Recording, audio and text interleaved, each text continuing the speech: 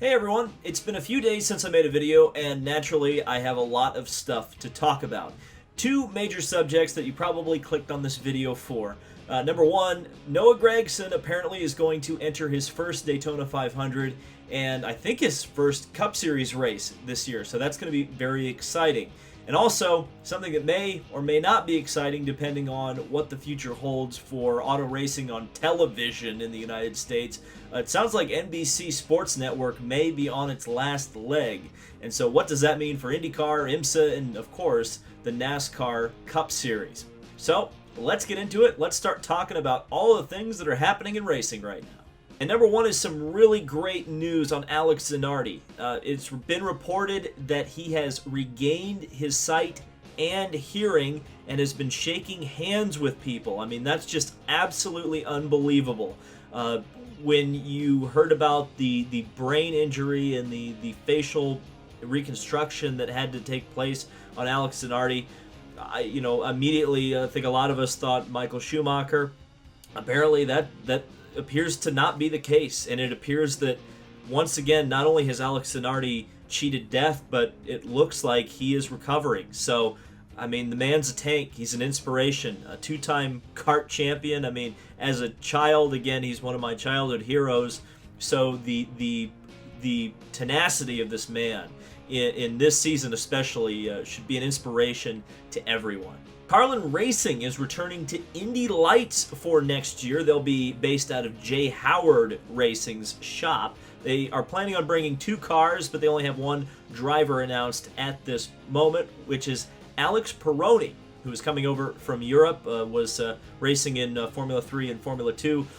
Did have a pretty massive accident at one point at Monza, and that's probably where you've heard his name before, but he's a highly rated driver, and it'll be interesting to see how he does in the Indy Lights series going forward. A couple more notes on Indy Lights and chicken tendies. We get to talk about my old pal Robert McGinnis, and he has finally been confirmed to fill out the Andretti Autosport Indy Lights program. Of course, he was set to race with them this year in Indy Lights. Of course, the season got canceled, and Robert actually went over to Europe to race in the European Le Mans Series, but he's back on the stateside soil this year, racing for Andretti Autosport and Indy Lights, and certainly I think everybody should yell tendies at him when you see him at the racetrack next year. And perhaps the most interesting Lights news, believe it or not, is that HMD Motorsports is the first team to actually publicly kind of show what an Indy Lights car is supposed to look like with a halo attached. Certainly, I'm sure there'll be a bunch of comments down below letting us know exactly how ugly or not ugly it is. I don't think it's super offensive. I think it certainly blends with the car, and now that there are no oval wings to deal with anymore, I think this will blend. It will look very similar. And honestly, it looks a lot like a Super Formula car with the halo on it. So really, to me, it's not a huge deal. And if it saves one life, I suppose it's a good thing, right? Now we get to talk about Ferrari, and this could have some major impact on what their future plans may be. And it's not good news for IndyCar potentially. They are building, Ferrari is, a factory for Haas F1 right next to its own factory, and are going to be outsourcing employees to that Haas factory to help Haas build its cars from now on. Now, of course, as we know, one of the major reasons Haas was looking at getting into IndyCar or involved in IndyCar was to delegate employees away from their own Formula One factory. So the fact that they've moved Haas into Maranello says to me that that certainly affected the chances of IndyCar attracting Ferrari. But again, this may be something that we'll have to follow up on in a couple of days when there are more details. Speaking of Ferrari, and this is good news for American fans, Risi Competizione will return after a year's absence and will enter a GTLM Ferrari in the Rolex 24. This is very exciting, of course. It looks like the GTLM field is going to be pretty healthy at the Rolex 24, which is really exciting. Much more healthy, ironically enough, than looks like it's going to be in WEC next year with the exit of Aston Martin, which was announced today as well. Certainly, at least for the Rolex, it's looking like GTLM is going to have a good swan song. NASCAR news. Kaz Grala recently tweeted out that he was training Santino Ferrucci for his potential stock car move. And while nothing has been announced yet, the conventional wisdom is that Ferrucci is going to be in the Xfinity Series on a mostly full-time basis for next year. And currently, there's been nothing reported for any IndyCar prospects for Ferrucci, though I still think there's a possibility he may be in the Indy 500 next year. And we get to some of the big stories. Catch Fence was the first one to report this, that Noah Gragson will be driving for Beard Oil in the number 62 Chevy for the Daytona 500. If you guys will remember, that is an RCR affiliated car. Used to be one that was run or driven by Brendan Gaughan. Now, important to note here, this is an open car, which is not a chartered car. So if there are more than 40 entries in this year's Daytona 500, Mr. Gragson is not locked in. Could be bumped out of the field in the I almost said the 125s. Boomer moment, but in the duels, could be bumped out in the duels, Noah Gragson, but at the same time, it's a very fast car. So here's a bold prediction. I think a lot of people are being kind of mean to Mr. Gragson and saying, well, he's going to be the big one. He's a controversial guy, no doubt about it, but I think he's entertaining. I like to watch Noah Gragson drive. I'm sorry. I know some people won't like that, and, some people don't like a lot of things I say. I think the Daytona 500 is better with him in it, or at least on the entry list. And I do wonder, speaking about that entry list, since this is the last race, the last hurrah, the last Daytona 500 for this particular car, this particular rule set, this particular formula for NASCAR, I wonder how many entries we may end up getting. I think there were 43 last year, which meant the 3 cars went home. Ironically enough, one of those was Daniel Suarez, which is a pretty big bump, and one that I think a lot of people was at least somewhat interesting. And I think this may be the last opportunity that the duels are actually going to mean anything for a very long time, because I have a feeling that the next-gen car, at least initially, isn't going to produce the car counts that are going to get you 43 cars. I would be surprised if they even get to 40 with the way the charters work and with the initial cost of going to a brand new car and not have any backwards compatibility, so to speak. So many of the small teams in there, especially races like the Daytona 500, are using cars that are 4, 5, 6, 7, 8, 9 years old. So with all those cars that a lot of the bigger teams throw out or sell off to make more money or just to get rid of, there's a lot of equipment out there. So I'm certainly hoping, though, I haven't really heard a lot of rumblings about, how many cars are expected for the Daytona 500. Come on, NASCAR YouTube, get on that. I've been talking about the Indy 500 entry list, and it's much further away than the Daytona 500 entry list. But for real, I really do want to see, because, again, I think the duels are going to be even more pointless than they were before if they don't even get a full field come 22. So I think this could be the last opportunity for that to be a thing. I do think Noah Gragson is going to have a really good shot. That's a top 10 car. It has been in the past in the Daytona 500, and we've seen it run up front at the plate races. And we know Gragson certainly doesn't have any kind of shortage of balls, certainly. So, and in a lot of ways, training under Dale Earnhardt Jr., you always hear him on the NBC broadcast says you got to take every run on these plate tracks. So if he's there at the end, I think this is a car that could be sneaky. I don't know if it could win the race. I think there's a possibility, obviously. I mean, Daytona is kind of a crapshoot, especially when, in recent years you've had like 12, 10, 9 cars finishing the race. So if he's one of the last cars that finishes the race, yeah, sure, he's got a chance. But I think this will be a competitive program. Of course, I say that now and watch him get knocked out in the duels, but we'll just have to wait and see. What do you think? What do you think of Gragson going to Cup, even if it's just for one race? I think a Daytona 500 entry is certainly an exciting. And I wonder about Cindric, too. Will Cindric run the Daytona 500? I know he's running some Cup races next year. I wonder if they would stick him in. I wonder if we'll have some cool entries because of the fact, again, it's the last year for this formula. Robin Miller breaking a pretty spicy little bit of news, or at least breaking it into the IndyCar and motorsports sphere in his mailbag today. And there are some rumblings, apparently, that NBC Sports Network may be on its way out. Now, I'm going to read this question and answer as it appears in Robin Miller's mailbag, just for the full context, so nobody takes anything out of context from what I'm saying here. So the question is, John Orond at the Sports Business Daily reported that NBCSN likely would be folded up by November 21.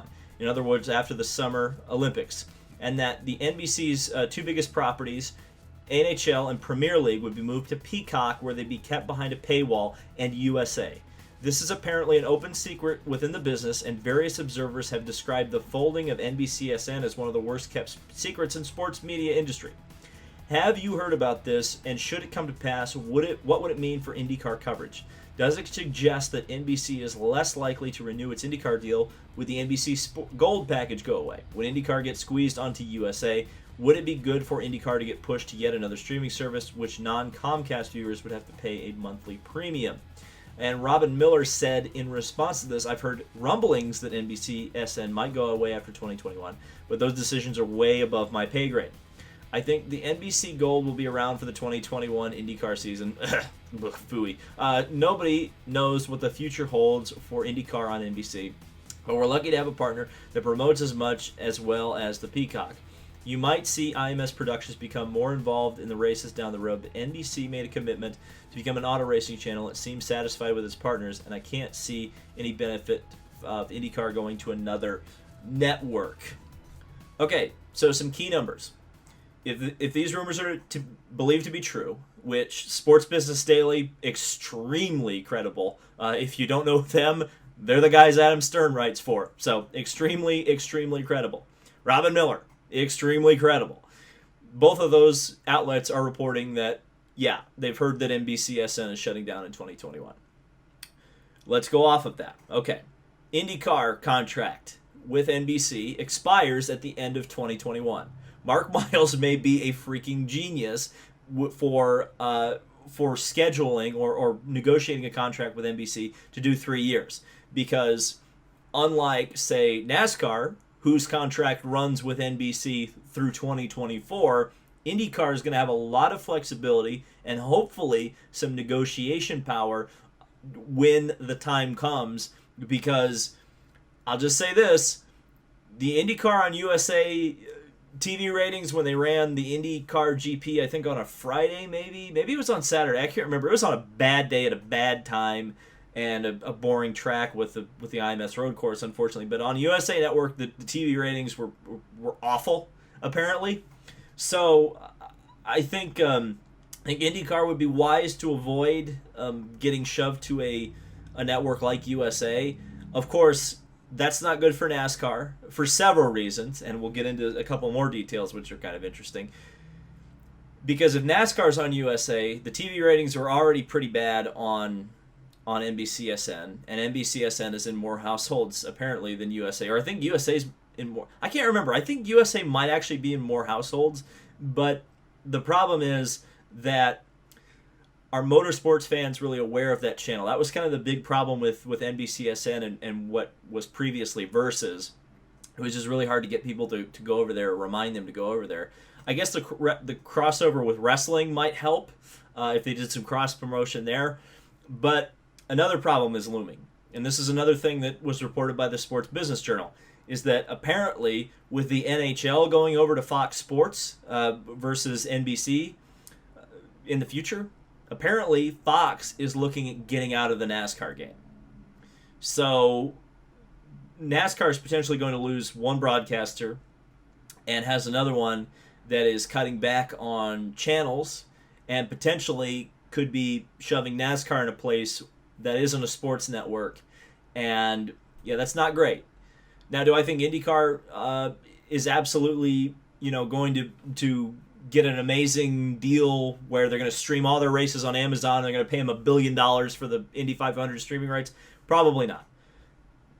I am a little bit worried, too, about NBC Gold and about Peacock and all this stuff, because there's some pretty good momentum with IndyCar right now on television.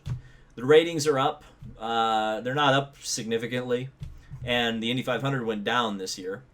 But I think on the whole, the trajectory is pretty decent.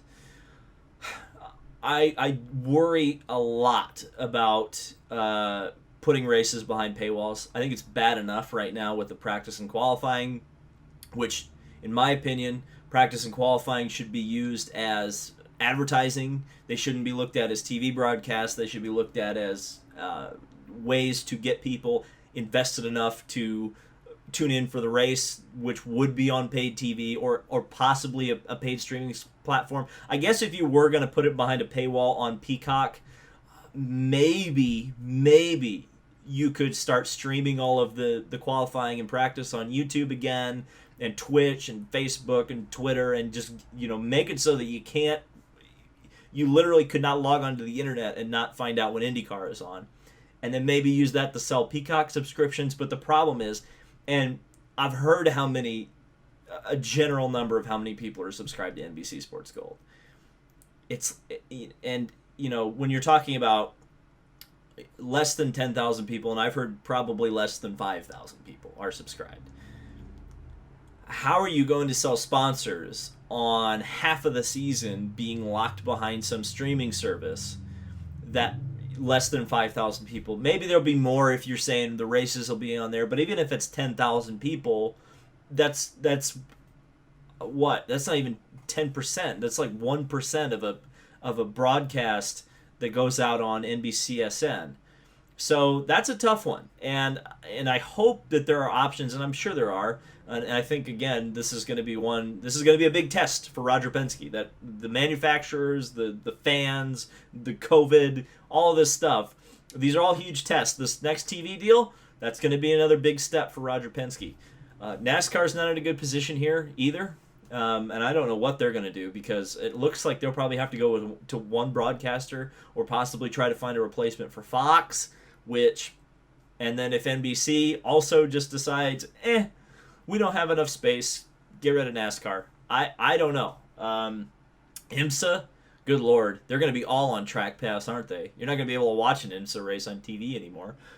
It's just like, it's going to be weird. It's going to be weird the next couple of years. I mean, I literally just saw a retweet from Adam Stern that said F1 is looking at signing a streaming rights deal with Amazon. So there's all sorts of crazy stuff out there that we'll just have to keep track of, because who knows what's gonna happen in the future, what the motorsports landscape is going to look like. I mean, put it this way: a lot of the series that signed up or got on cable or got on the right cable networks or got live television, like, for example, the Daytona 500 was on live television a decade before the Indy 500. The people who get the racing series that get the streaming, that win the streaming wars, are going to be the ones that are going to be in power for the next 50 years. The ones that miss the boat, or the ones that screw this up, or the ones that end up on some backwater streaming platform with 5,000 subscribers, they're the ones that are going to die or, fall significantly behind the other ones. We're just going to have to wait and see what happens. Let me know what you think down in the comments of streaming and TV deals and all that fun stuff behind the scenes. So, thank you guys so much for watching. This has been David Land on YouTube. Subscribe for more motorsport content, and I will see you in the next video. And if I don't see you before Christmas, Merry Christmas, Happy Holidays if you celebrate something else. And be sure to enjoy your holiday with your family, your loved ones, and try to do it as safely as possible. But certainly enjoy it. Thank you guys for watching.